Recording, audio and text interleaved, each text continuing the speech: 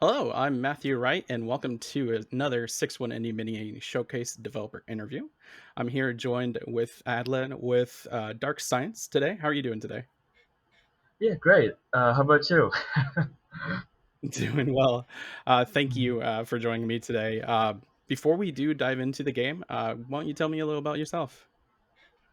My name's Adlan. I'm a UX, UI, interaction designer and technical designer by trade, but I also kind of been really interested in working on my own games right now. So that's why I came up with Project Anomaly, Urban Supernatural Investigator, and Mhm. hopefully I could be like an actual studio in the future. But I'm just working on my own at the moment. That's fantastic. And yeah, the game Project Anomaly definitely spoke to us when we saw it show up in our inbox. It's it's definitely unique, and I'm hoping a lot more people see this game, especially from the showcase today. Yeah, thank you Can you so tell much. me what was no problem? What was your journey as a game dev? How did you get your start? Yeah, it's a really interesting question because it kind of happened kind of like somewhat accidental as well. So it's like around summer 2018, I went back to Indonesia and I was looking kind of like, I have nothing to do during that time Mhm. because I was just like, yeah, it's like I'm in my second year and then just like nothing else to do. Like I don't have much experience in anything at all. And I found out I didn't have any friends as well back in Indonesia when I just got back from for a break at my undergrad from Pennsylvania, Mhm. and then I found out this interesting game studio. It's called Tokyo Productions. So Oh yeah. that's like my first kind of credit working on games, kind of like as an UX UI engineer intern working on Coffee Talk, and also kind of Oh. like a small parts of She and the Light Bear and A Space for the Unbound. So Oh yeah, wow. that's how I kind of got into games. And after just a few years, I kind of like worked with Niantic and the Smithsonian Institution working on it's like a game, like a R&D game. It's just like Explorer. It's a game where you kind of like excavate a lot of artifacts and uh, like artifacts that are based on 3D scans from the Hmm. Smithsonian collection and kind of collect them in a similar manner to Pokemon Go. But as you kind of collect these artifacts, you can collaborate with other people, can combine them, and then make your own gallery and share them to the world. And that's kind of like my second thing. And yeah, like most recently as well, I worked with Retro Studios, working on Metroid Prime as the UX UI technical designer as a contractor. So that's Wow. another game credit that I made, but I'm just still kind of insisting on kind of like, I just want to make my own stuff. Hmm. That's amazing. Yeah, we're definitely familiar with Toge, and especially Coffee Talk and Space for the Unbound. We fell in love with that game earlier this year. That's amazing. Yeah. Let's see. What's Tell us a little more about Project Anomaly. Okay, so Project Anomaly is a game you play as an urban supernatural investigator, and you have this special camera that can see invisible cryptids, mythological creatures, yokai, or like all kind of mythical creatures. And Hmm. you can see them with your camera, and when you take pictures of them, you can talk to them and make friends with them. So, in this game, you have to solve cases by presenting pictures that you've taken. And when you talk to those anomalies, as we kind of refer to them, Hmm. you can actually get more clues. And they are kind of like really centered towards the anomalies themselves. So, it's a game where it kind of takes place in neo noir. It's uh, in a retrofuturistic Y2K, like early 90s, late 90s to early 2000s cartoons and anime in general. And this game is just like you solve cases, you encounter anomalies, and then you will unlock new content in the game. So it's like that's kind of like the gameplay loop. So yeah. Awesome. And is there a case per anomaly, or is it just a few cases throughout the game? Mhm. So yeah, throughout the game there are about six major cases, which are Hmm. situated in six different boroughs. So they're kind of like different neighborhoods. They're just really based on like uh, kind of like based on countries, but it's just like situated in like small neighborhoods. So Hmm. in these neighborhoods, they're kind of like there's a major case that needs to be solved, and you have to kind of like talk to the locals or kind of like investigate on your own and find out, yeah, what's the mystery behind this phenomenon. And yeah, that's how you kind of like try to explore the game, because at the beginning you will kind of like the prologue of the game is that the previous director went missing. Like the previous Oh. director of the Anomaly Research Institute went missing. So you have to find out what's happening. And yeah, because there's like a containment breach where all of the anomalies kind of like broke out from the facility, and you have to find out like Mhm. what really caused all of this. And yeah, there might be something kind of like correlating with the major cases. So that's what you have to find out. That's awesome, and, I took another quick peek at the store page. I appreciate how, thorough you were with, any troubleshooting issues, people might be having. It's nice to see that so, people don't have to go digging, through Google or, through, the forums to hope to find an answer. That's awesome.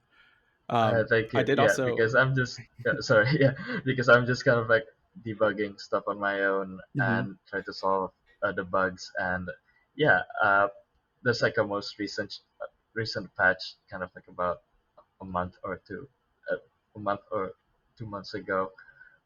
mhm. Yeah, it's kind of like solved a lot of issues that were encountered by a lot of players, especially with like save files. But yeah, it's all good now. Mhm.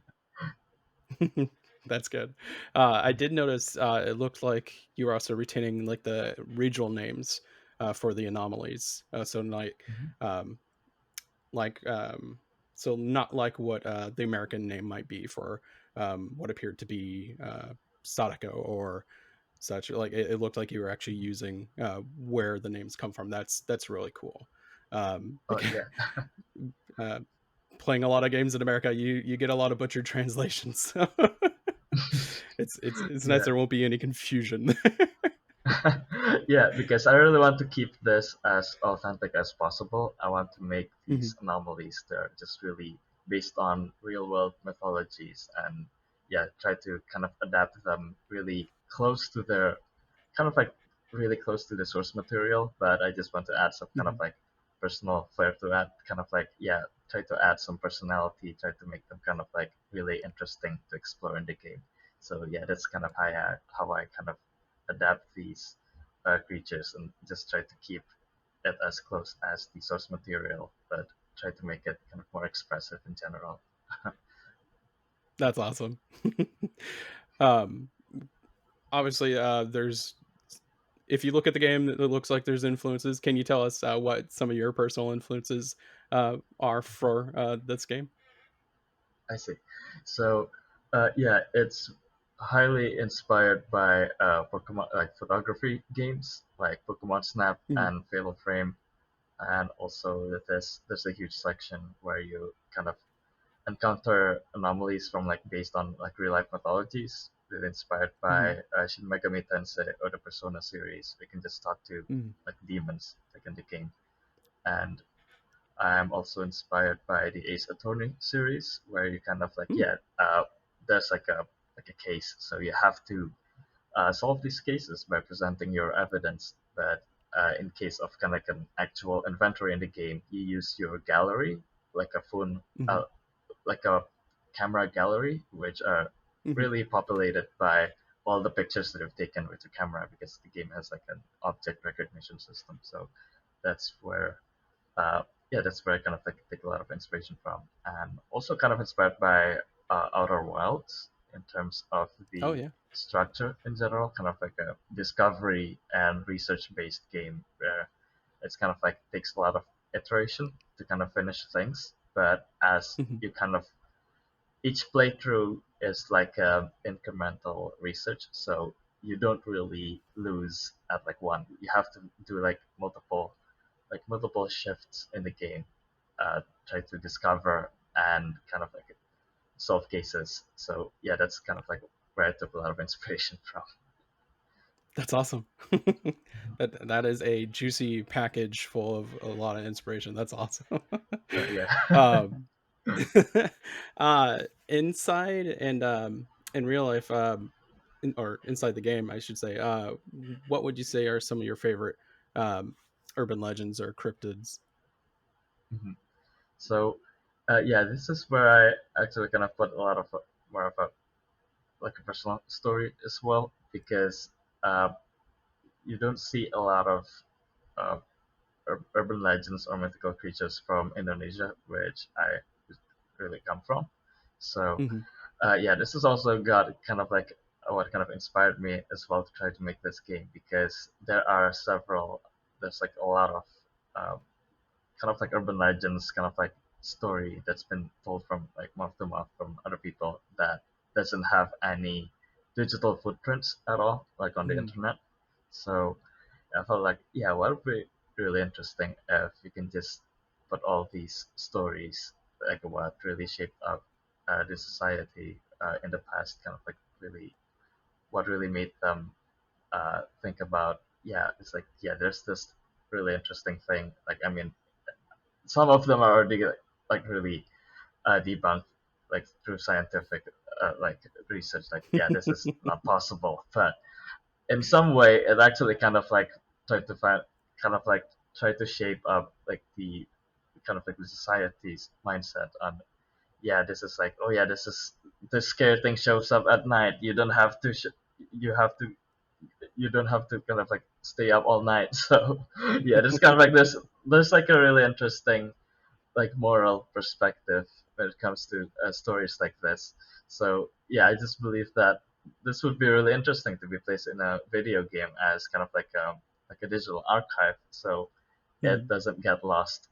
It doesn't get lost in both translation, and it doesn't get lost in terms of like archaeological perspective. So Hmm.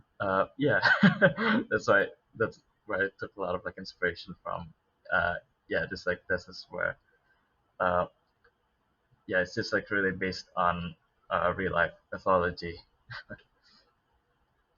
That's awesome. Was the decision where I guess where would you say the decision was made? Like where what genre you wanted the game to be? It doesn't seem like because you said like some of the inspiration was like Fatal Frame, but it doesn't appear Mhm. to be full on horror. Yeah, But it definitely deals with adjacent horror adjacent uh, spirits and stuff. Where would you say that decision came from?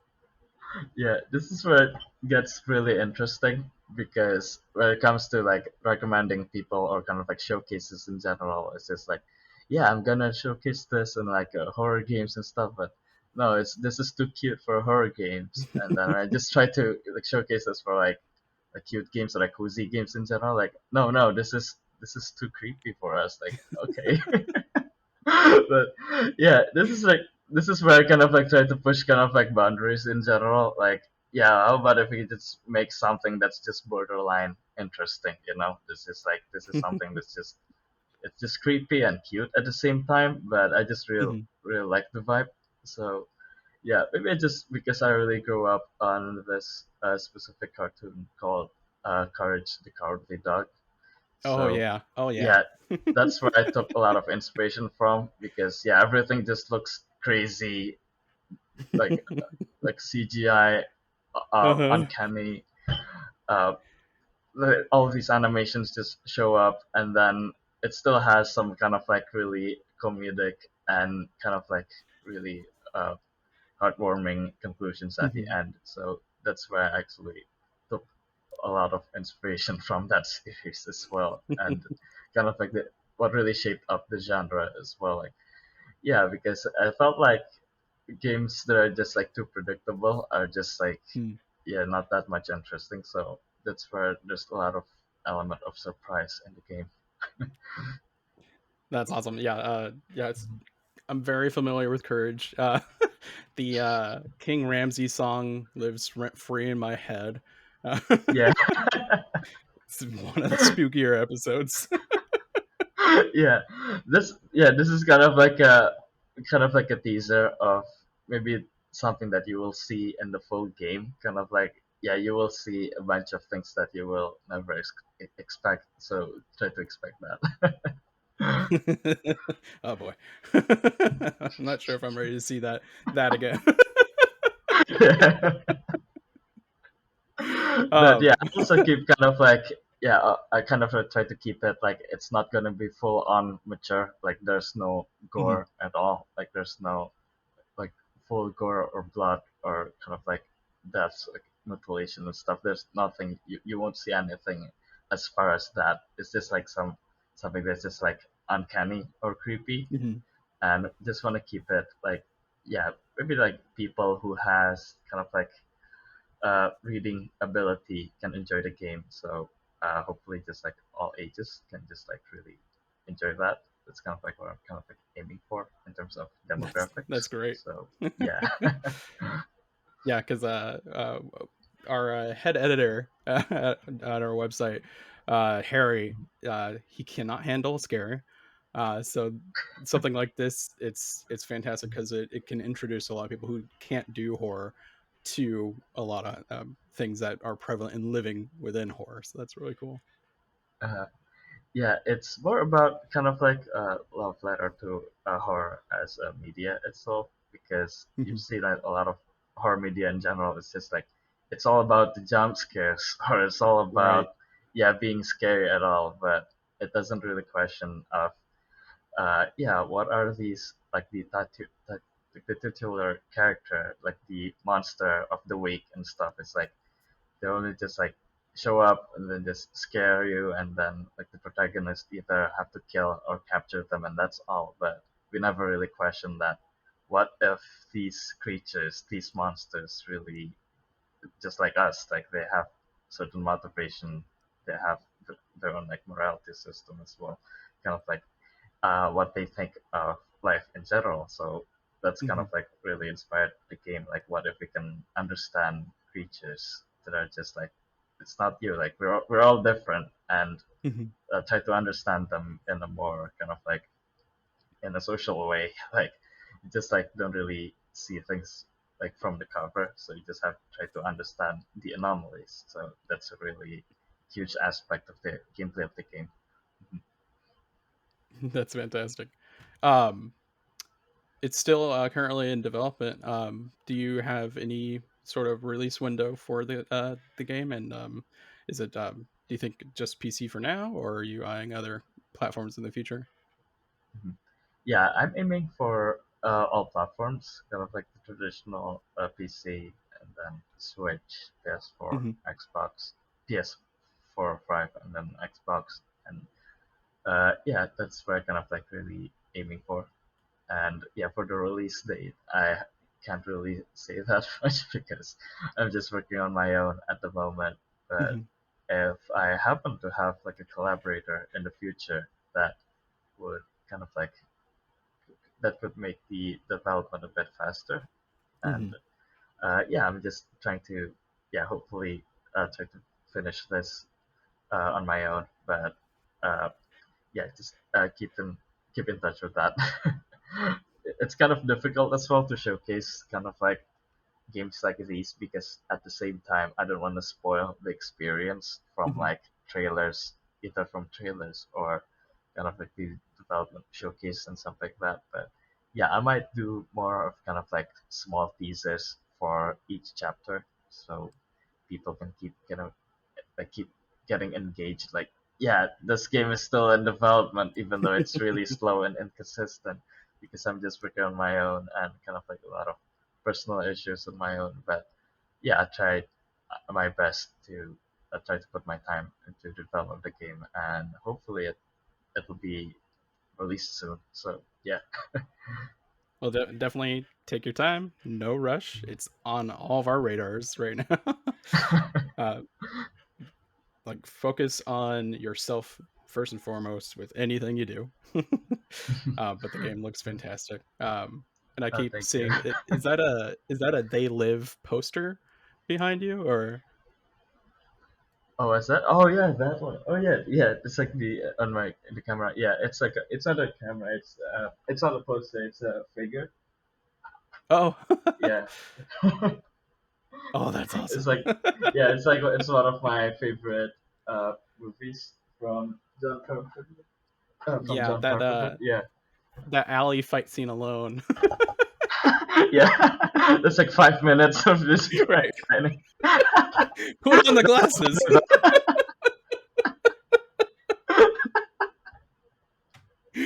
Oh Yeah, man.